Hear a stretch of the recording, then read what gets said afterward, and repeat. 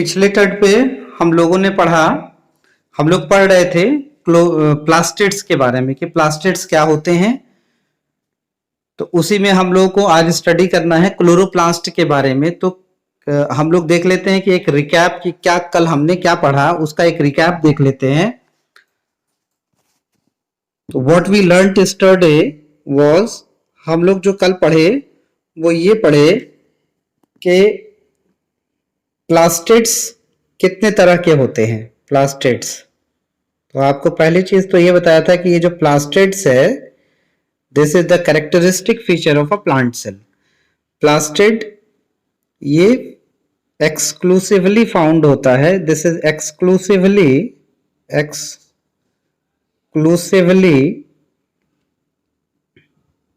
exclusively found in plant cell।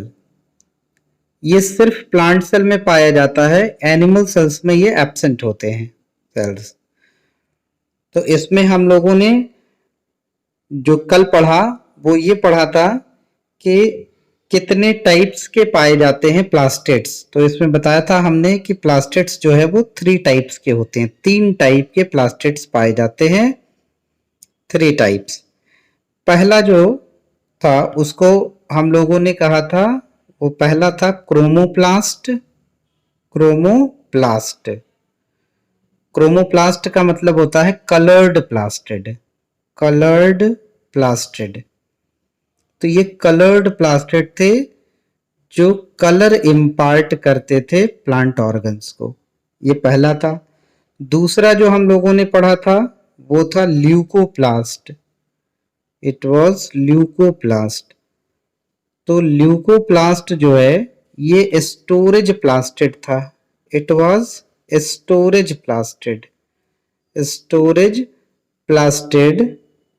Which was storing, जो क्या store करता था, आयल्स को, फैट्स को और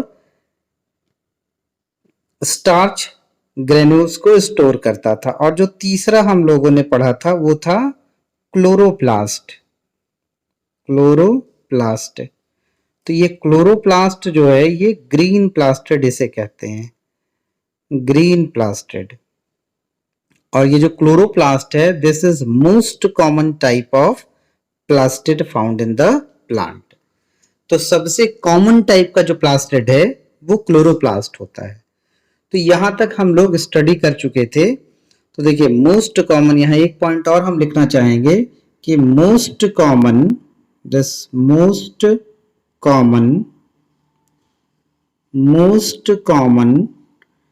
type of plastid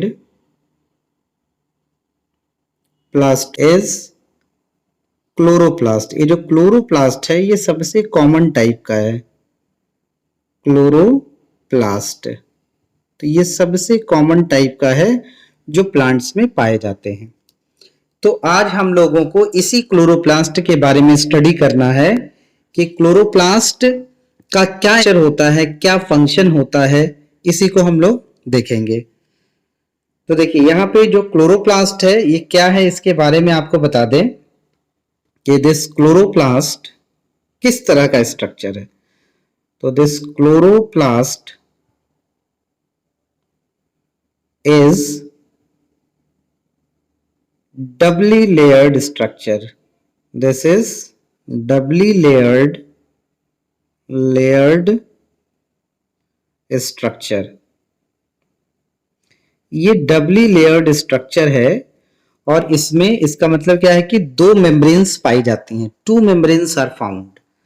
तो इसमें क्या होगा कि 2 मेम्ब्रेन्स आर फाउंड, 2 मेम्ब्रेन है, डबली लेयर्ड है, डबली का मतलब 2, तो 2 मेम्ब्रेन्स आर फाउंड, इसमें 2 मेम्ब्रेन पाई जाती है, आर फाउंड।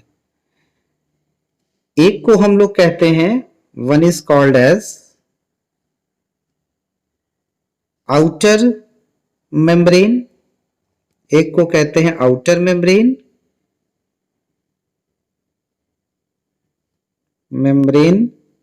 और जो दूसरा होता है उसे हम लोग कहते हैं, the second one is inner membrane. Inner membrane. Inner membrane इसे कहा जाता है। तो दो तरह की मेम्ब्रेन्स होती है क्लोरोप्लास्ट में। तो सबसे इंपॉर्टेंट पॉइंट ये हो गया कि ये जो क्लोरोप्लास्ट होता है it is Dabali layered structure. ये डबली लेयर्ड स्ट्रक्चर होते हैं। दो मेम्ब्रेन्स उसमें पाई जाती हैं, एक आउटर मेम्ब्रेन होगा और दूसरा इनर मेम्ब्रेन होता है। और हम लोग अभी स्ट्रक्चर भी देखेंगे कि किस तरह से स्ट्रक्चर बनते हैं। तो जरा स्ट्रक्चर आपको हम बना देते हैं। पहले देखिए कि क्या क्या स्ट्रक्चर होगा इसमें, एक क्लोरोप्लास्ट का सेल कैसे बनेगा। देखिए क्लोरोप्लास्ट सेल का डायग्राम हम बना रहे हैं यहाँ पे। इस तरह से ये ऐसे बनेगा। ये डायग्राम आप ध्यान से देखिए कि आप कैसे बनाएंगे। How you have to draw the diagram. हम यहाँ डायग्राम ड्रॉ करेंगे, उसी डायग्राम को देखिए कि आप बनाएंगे कैसे।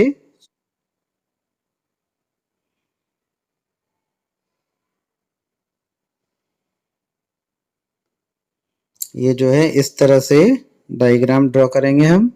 ये आउटर मेम्ब्रेन है और एक इसमें जो है वो हम लोग ऐसे इनर मेम्ब्रेन देखिए ऐसे बना लें, ऐसे। और ये जो है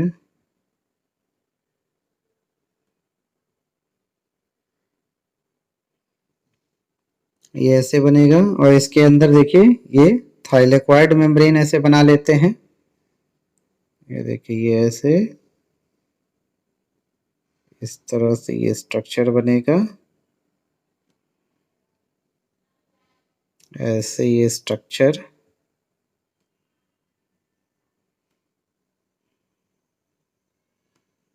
उससे पहले यहाँ पे देखिए इसका मैट्रिक्स बना लेते हैं।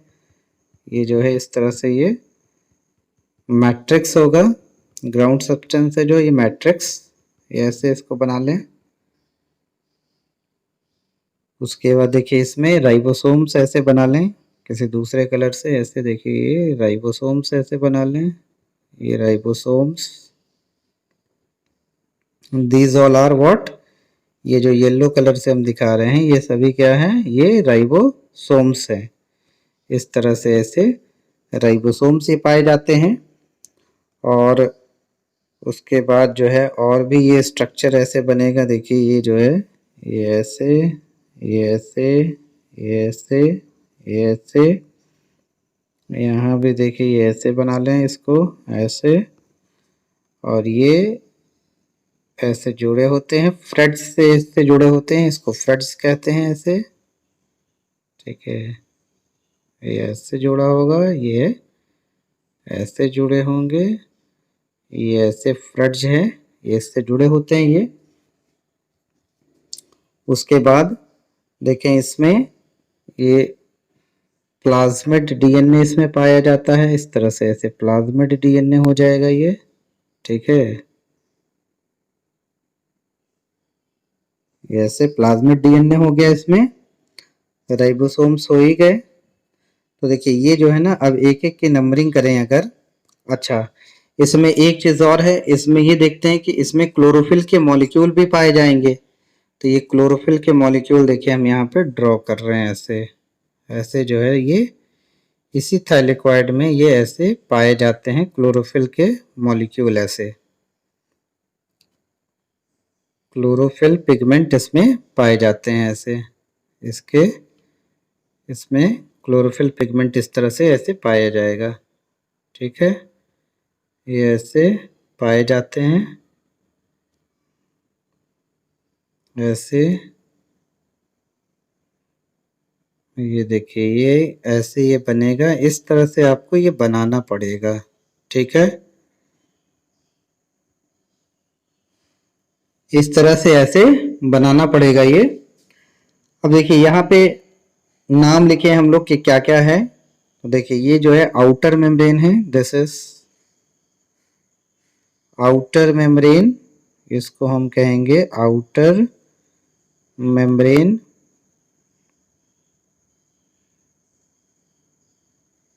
उसके बाद ये जो है ये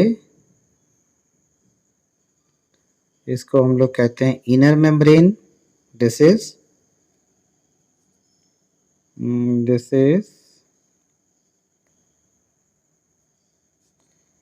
इनर मेम्ब्रेन, इसे इनर मेम्ब्रेन कहते हैं। This is inner membrane, inner membrane.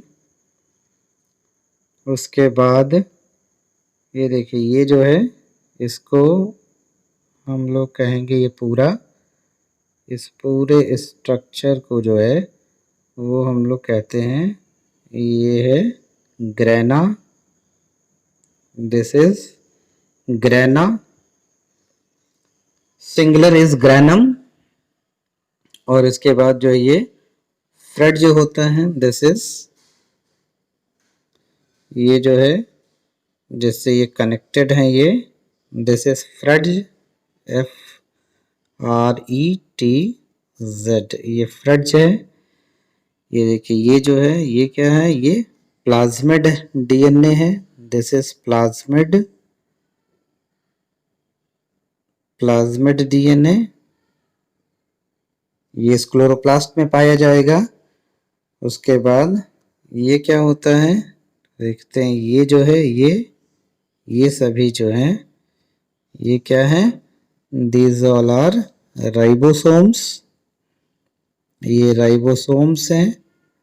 और आपको बताया था कि राइबोसोम्स क्या होते हैं, 70S टाइप के इसमें पाए जाते हैं। और बाकी ये जो है ठीक है, ये जो पार्ट है पाया जा रहा है इसमें, ठीक है, ये जो पार्ट है इसको हम क्या कहेंगे, मैट्रिक्स कहते हैं। मैट्रिक्स, मैट्रिक्स होता है ये, और इसी को हम कहेंगे ये स्ट्रोमा। दिस इज स्ट्रोमा, इसे कहते हैं। तो इस तरह से ये एक क्लोरोप्लास्ट का स्ट्रक्चर होता है कि क्लोरोप्लास्ट का स्ट्रक्चर कैसा होगा। देखिए इस तरह से हम लोग इसको ड्रॉ करेंगे। क्लोरोप्लास्ट का स्ट्रक्चर अगर ड्रॉ करने के लिए आएगा तो ऐसे हम लोग ड्रॉ करेंगे। तो अब यहां पे देखिए इंटरनली अगर हम देखें इस क्लोरोप्लास्ट में, तो इंटरनली अब क्लोरोप्लास्ट में हम लोग देखें तो दो पार्ट होता है इसमें, एक को कहते हैं ग्रेना और जो दूसरा पार्ट होता है उसको हम लोग कहते हैं स्ट्रोमा। तो internally chloroplast is divided into two reasons. दो तरह के रीजन इसमें पाए जाते हैं, एक को कहते हैं ग्रेना और दूसरे को कहते हैं स्ट्रोमा। तो अब यहां पे हम लोग लिखेंगे कि इंटरनली, तो व्हाट वी विल राइट कि इंटरनली, देखें internally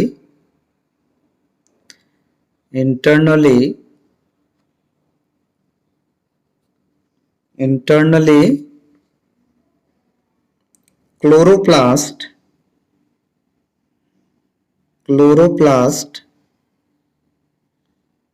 is divided into two regions, दो रीजन्स में ये डिवाइडेड होते हैं। दो पार्ट हैं इसके, एक को हम लोग कहते हैं स्ट्रोमा कहते हैं, one is called as stroma, ठीक है, और जो दूसरा होता है उसे हम लोग कहते हैं ग्रेना। ठीक है। अब ये जो स्ट्रोमा है इसके बारे में अगर देखें तो स्ट्रोमा, ये जो स्ट्रोमा है, दिस स्ट्रोमा, इसे हम कहते हैं it is the ground substance, it is the ground substance, it is the ground substance, ये ग्राउंड सब्सटेंस होता है। और मैट्रिक्स ऑफ क्लोरोप्लास्ट। ये क्लोरोप्लास्ट का ग्राउंड सब्सटेंस होता है, क्लोरोप्लास्ट होता है। और इसमें क्या होते हैं, इसमें इसका फंक्शन क्या होगा, तो इसका फंक्शन ये होता है कि it is the site of dark reaction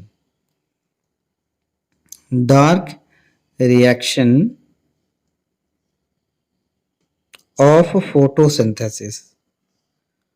photosynthesis का जो डार्क रिएक्शन होता है वो यही होता है, फोटोसिंथेसिस। तो फोटोसिंथेसिस का जो डार्क रिएक्शन होता है वो इसी स्ट्रोमा में होता है। और इस स्ट्रोमा में पाया क्या क्या जाता है उसको जरा हम देखें। तो इन स्ट्रोमा में क्या क्या पाए जाते हैं, in stroma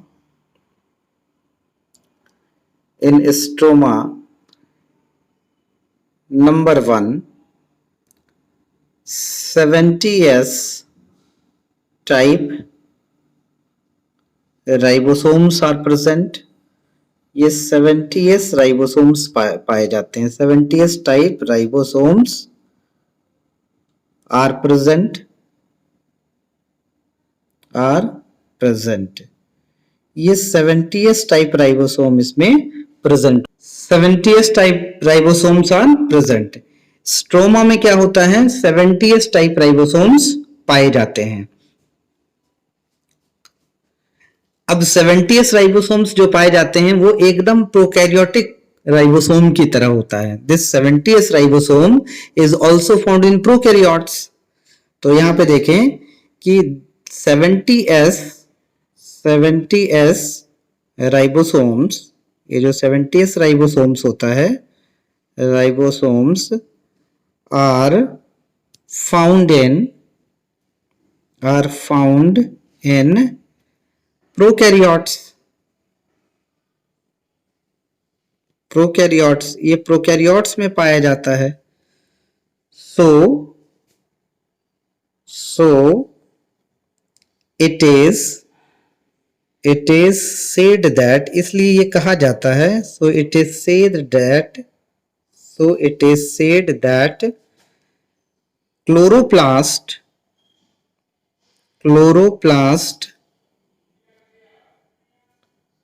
of eukaryotic cell का जो क्लोरोप्लास्ट होता है, eukaryotic cell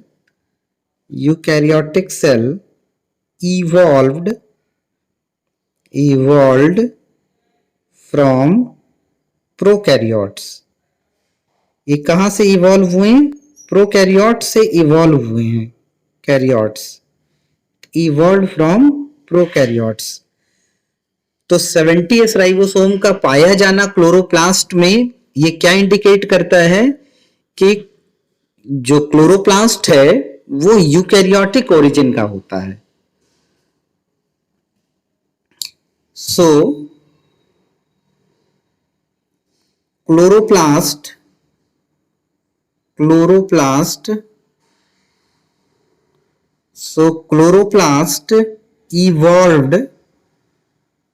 evolved from prokaryotes. और ये कैसे इवॉल्व हुए, how it evolve, prokaryotes through एंडोसिम्बियोसिस,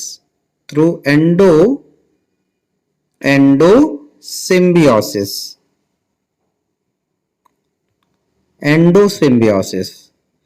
तो इस पूरी थ्योरी को हम लोग कहते हैं एंडोसिम्बियोटिक थ्योरी। एंडोसिम्बियोटिक थ्योरी इसे कहते हैं हम लोग। तो इस तरह से एंडोसिम्बियोटिक थ्योरी ये एक्सप्लेन करती है कि क्लोरोप्लास्ट का एवोल्यूशन क्लोरोप्लास्ट का एवोल्यूशन प्रोकैरियोट से हुआ। मतलब जो भी यूकैरियोट्स थे वो इस यूकैरियोटिक सेल के अंदर आ गए, और अंदर जब ये आए तो इन्होंने क्या बनाया, इन्होंने क्लोरोप्लास्ट बनाया। तो देखिए सपोज करते हैं ये एक प्रोकैरियोटिक सेल है, suppose this is prokaryotic cell, ये एक प्रोकैरियोटिक सेल है। जैसे मान लेते हैं ये क्या है, प्रोकैरियोटिक सेल है, दिस इज प्रोकैरियोटिक सेल, ये प्रोकैरियोटिक सेल है। और यूकैरियोटिक सेल मान लेते हैं, ये जो है ये एक यूकैरियोटिक सेल है, ठीक है, ये एक यूकैरियोटिक सेल है, यूकैरियोटिक सेल, यूकैरियोटिक सेल है ये। अब इसमें हुआ ये कि ये जो प्रोकैरियोटिक सेल है वो इसके अंदर आ गए, और जब ये इसके अंदर आ गए तब जो है वो कुछ स्ट्रक्चर इस तरह का बना, ये ऐसे हो गया, और इसमें जो है ये सेल ऐसे इसमें आ गए, ये प्रोकैरियोट। तो अब ये जो प्रोकैरियोटिक सेल हुआ, ठीक है, अब ये जो सेल हो गया, ठीक है, this adapted the function of photosynthesis, और इसे हम लोगों ने कहा क्लोरोप्लास्ट। क्लोरोप्लास्ट, इसे हम क्या कहते हैं, इसे हम कहते हैं क्लोरोप्लास्ट। और ये जो पूरा प्रोसेस हुआ, ये इसके अंदर जो इंट्रोड्यूस हो रहा है, इसको हम कहते हैं एंडोसिम्बियोसिस। इसे हम क्या कहते हैं, इसे हम कहते हैं एंडोसिम्बियोसिस, सिम्बियोसिस इसे कहते हैं। तो इस तरह से ये पूरी थ्योरी है। अब देखिए ये तो पहला पॉइंट है कि इसमें इस स्ट्रोमा में क्या पाया जाएगा, तो 70s राइबोसोम पाया जाता है, और 70s राइबोसोम का पाया जाना ये इंडिकेट करता है कि क्लोरोप्लास्ट का जो इवोल्यूशन है वो प्रोकैरियोटिक सेल से हुआ। मतलब यूकैरियोटिक सेल में क्लोरोप्लास्ट, और इसी के साथ एक और स्ट्रक्चर हम आगे बताएंगे, माइटोकॉन्ड्रिया।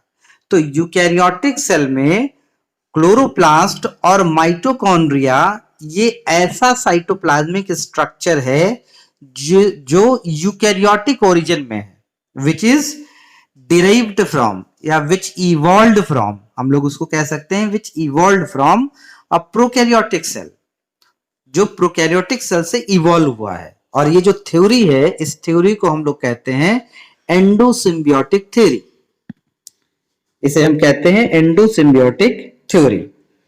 तो ये तो आपको बताया कि इसमें स्ट्रोमा में पहली चीज क्या होगी, तो 70s राइबोसोम। दूसरा देखते हैं क्या होगा इसमें, दूसरा, ये तो 70s राइबोसोम हो गया। दूसरा जो है वो प्लाज्मिड पाया जाता है, ठीक है। तो circular double stranded, circular double stranded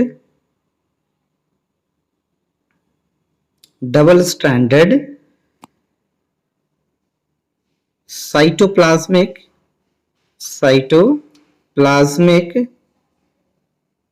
DNA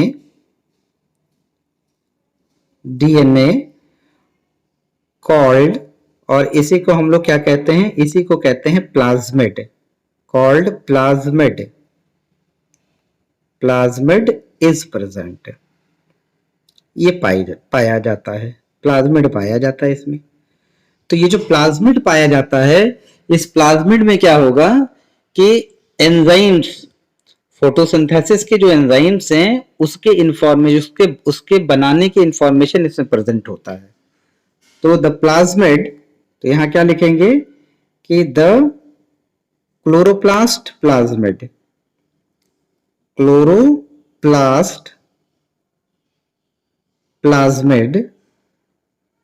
plasmid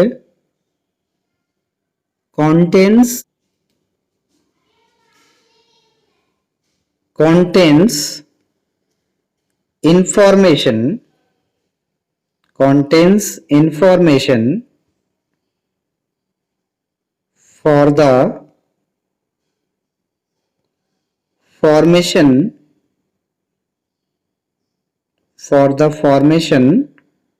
of enzymes of photosynthesis, of photosynthesis.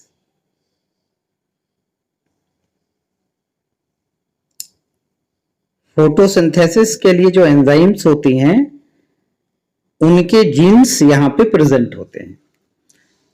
पहली चीज, इस प्लाज्मिड में कौन सा इंफॉर्मेशन होगा, तो आपको बता दिया हमने कि फोटोसिंथेसिस के लिए जो रिस्पॉन्सिबल एंजाइम्स होते हैं उनको बनाने का इंफॉर्मेशन इस प्लाज्मिड डीएनए में पाया जाता है, क्लोरोप्लास्ट के प्लाज्मिड डीएनए में पाया जाता है।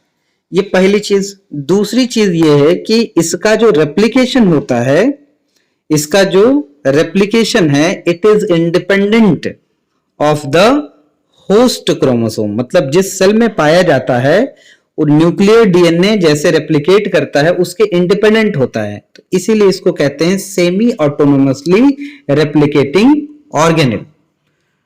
तो इसी में एक पॉइंट और है कि द रेप्लिकेशन, यहां पे लिखेंगे कि the replication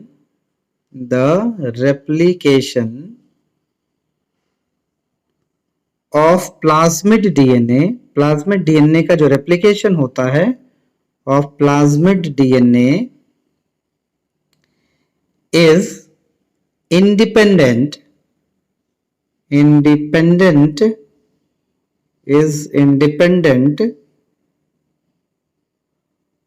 of nuclear DNA. Nucleus के अंदर जो डीएनए पाया जा रहा है उस यूकैरियोटिक सेल में, nuclear DNA of eukaryotic cell, ऐसे कह लें, ऑफ यूकैरियोटिक सेल में जो न्यूक्लियर डीएनए पाया जा रहा है उसका रेप्लिकेशन क्या होता है, इस क्लोरोप्लास्ट में जो प्लाज्मिड डीएनए पाया जा रहा है ये दोनों का रेप्लिकेशन इंडिपेंडेंट होता है। इसीलिए प्लाज्मिड, इसलिए जो है प्लाज्मिड ना कहें, क्लोरोप्लास्ट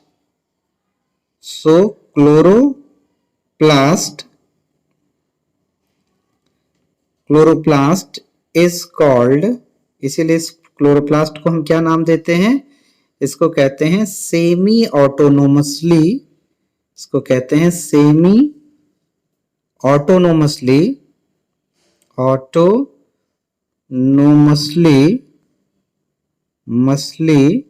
रेप्लिकेटिंग ऑर्गेनेल। इसीलिए इसे सेमी ऑटोनोमसली रेप्लिकेटिंग ऑर्गेनेल कहते हैं। ठीक है, तो ये दूसरी चीज है जो उसमें पाई जाती है, इसका मतलब प्लाज्मिड पाया जाता है इसमें। और उसके बाद और क्या होगा, और उसके बाद इसमें ग्रेना पाए जाते हैं। तो दूसरा पॉइंट हो गया। तीसरा पॉइंट ये देखें कि ग्रेना इज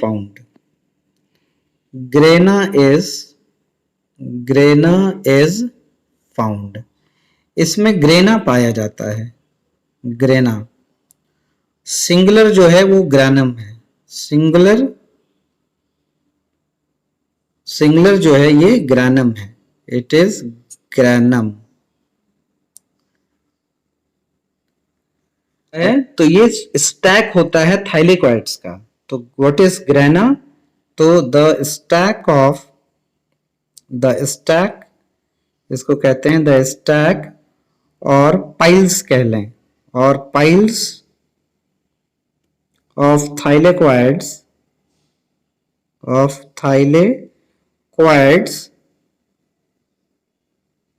is called, इसी को क्या कहते हैं, इसी को ग्रेना कहते हैं।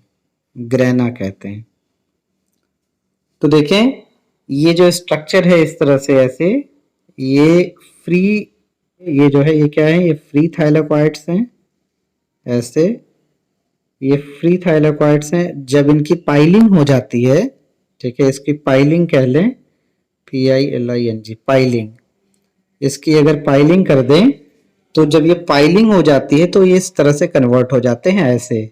So this way it will get arranged, ये ऐसे अरेंज हो जाते हैं। और ये जो अरेंजमेंट होता है इसी को हम क्या कहते हैं, इसी को कहते हैं grana. This is called as granum, ये सिंगुलर है, सिंगल है इसे, इसलिए इसको हम ग्रैनम कहेंगे। और कई हो जाएंगे तो ग्रैना कहेंगे। और ये देखिए ये फ्री थाइलेकोइड्स हैं, this is what is free thylakoids, ये फ्री थाइलेकोइड्स हैं, थाइलेकोइड्स होते हैं। और इसी में क्या होता है, ये ऐसे क्लोरोफिल के पिगमेंट होते हैं, ऐसे क्लोरोफिल के ये पिगमेंट होते हैं, दिस इज क्लोरोफिल। इस तरह से ये ऐसे क्लोरोफिल इसमें ये ऐसे होता है, this is what is chlorophyll. ये एक्चुअली जो है किनारे किनारे अरेंज होते हैं, so this is what is chlorophyll. तो इसको हम लोग कहते हैं, ये क्या है, ये है chlorophyll, this is chlorophyll, chlorophyll. तो ये क्लोरोफिल होता है, ठीक है। और ग्रैना का काम क्या होता है, अगर इसके फंक्शन की बात करें तो इसमें क्या होगा, फोटोसिंथेसिस होती है इसमें। फोटोसिंथेसिस का कौन सा पार्ट होगा, तो लाइट रिएक्शन होता है। तो ग्रैना, तो इसमें हम क्या कहेंगे कि grana, this grana is the site of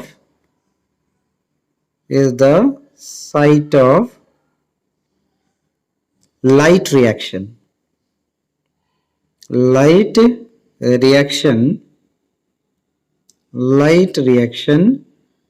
of photosynthesis, photosynthesis का जो लाइट रिएक्शन होता है, ठीक है, वो यहीं पे होता है। फोटोसिंथेसिस का जो लाइट रिएक्शन होता है वो कहाँ होता है, यहाँ होता है।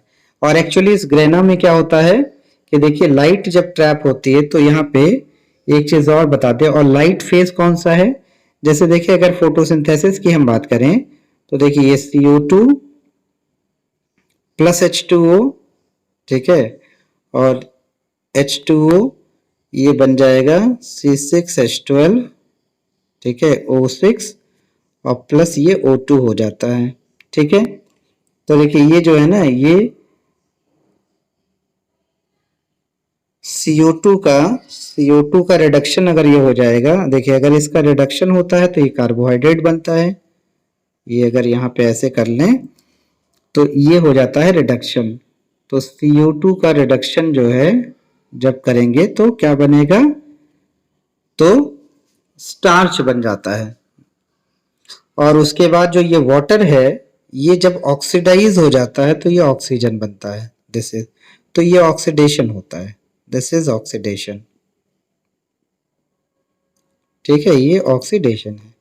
और एक्चुअली ये H2O का ऑक्सीडेशन ऑक्सीजन में, ये इसी को हम लोग क्या कहते हैं, this is called as light reaction, इसी को हम कहते हैं लाइट रिएक्शन, क्योंकि ये लाइट के प्रेजेंस में हो रहा है, दिस इज लाइट रिएक्शन, इसे लाइट रिएक्शन कहते हैं, लाइट के प्रेजेंस में होता है। और ये जो दूसरा वाला है यहाँ पे, ये देखिए ये जो CO2 और ये कार्बोहाइड्रेट में चेंज हो रहा है, इसको हम लोग कहते हैं dark reaction, this is what is dark reaction, इसे डार्क रिएक्शन कहते हैं, ठीक है।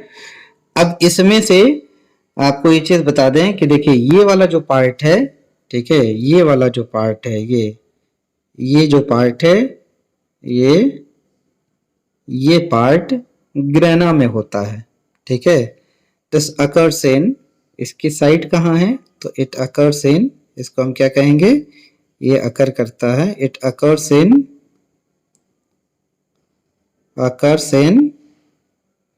कहाँ पे होगा, ये ग्रैना में होता है, ग्रैना।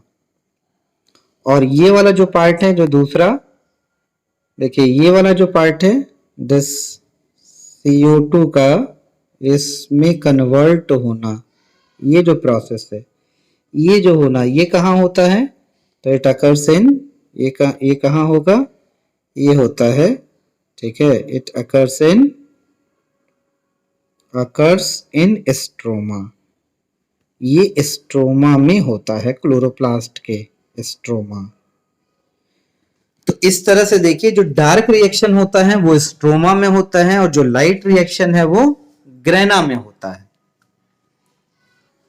तो अब फंक्शन की अगर बात करें कि क्लोरोप्लास्ट का क्या फंक्शन है, फंक्शन ऑफ क्लोरोप्लास्ट, तो क्लोरोप्लास्ट को हम लोग क्या कहते हैं, किचन ऑफ द सेल कहते हैं। तो chloroplast this chloroplast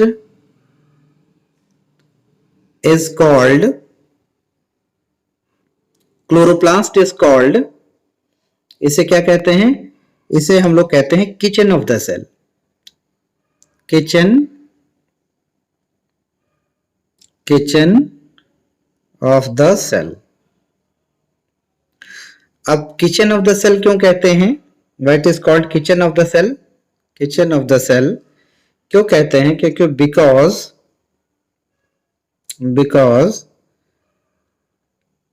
there is synthesis of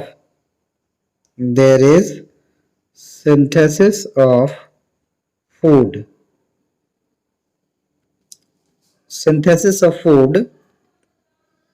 और इसी को हम कहेंगे कि और CO2 is reduced to किस में रिड्यूस होता है, टू कार्बोहाइड्रेट,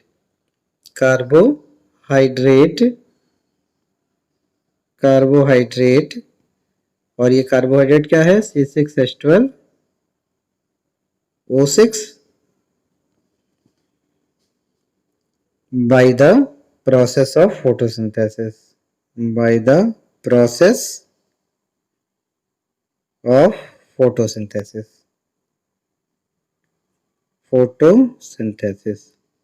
तो फोटोसिंथेसिस जो प्रोसेस है, उस प्रोसेस की वजह से क्या होता है, ये यहाँ पे फूड की सिंथेसिस होती है in the presence of sunlight and chlorophyll, sunlight और क्लोरोफिल के प्रेजेंस में ये बनता है फूड। तो देखिए यहाँ फूड कैसे बनता है, तो सन है, ये देखिए ये सन है, ठीक है, दिस इज सन, ठीक है, और यहाँ से उसके बाद ये सपोज करते हैं कि ये इस तरह से एक प्लांट बना के दिखा लें आपको, देखिए ये जो है इस तरह से ऐसे सपोज कीजिए एक प्लांट है, ठीक है, ऐसे लीफ हो जाएगा, ये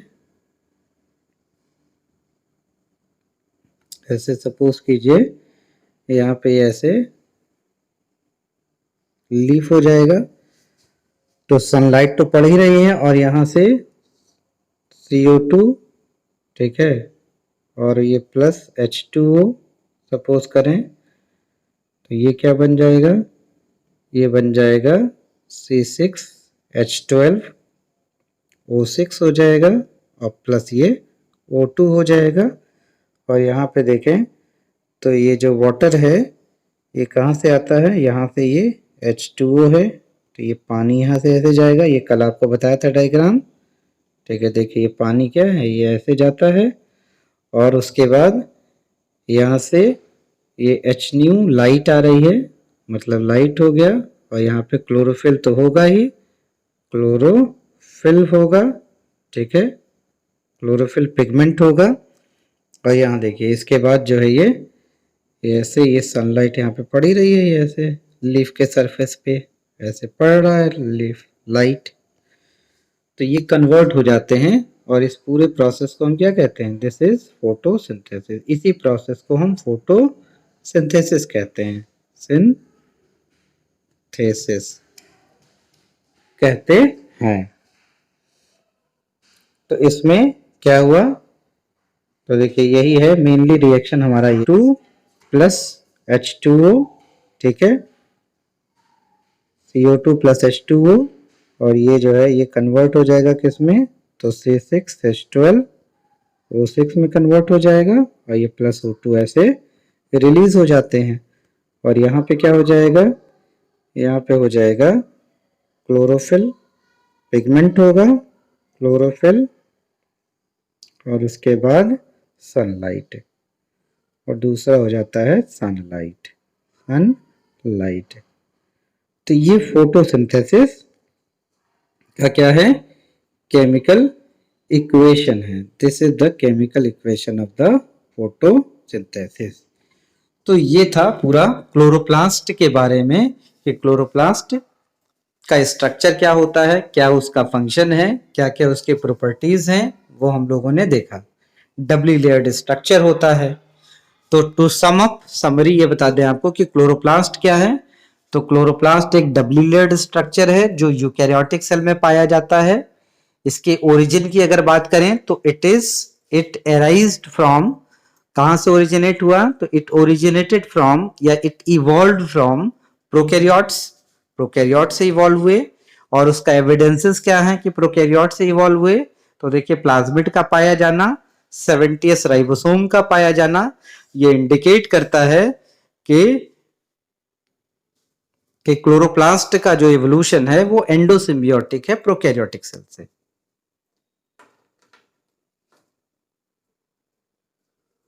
और फंक्शन के बारे में आपको बताया कि फंक्शन इसका क्या है, फोटोसिंथेसिस है। और इंटरनली अगर देखें तो क्लोरोप्लास्ट में दो स्ट्रक्चर होता है।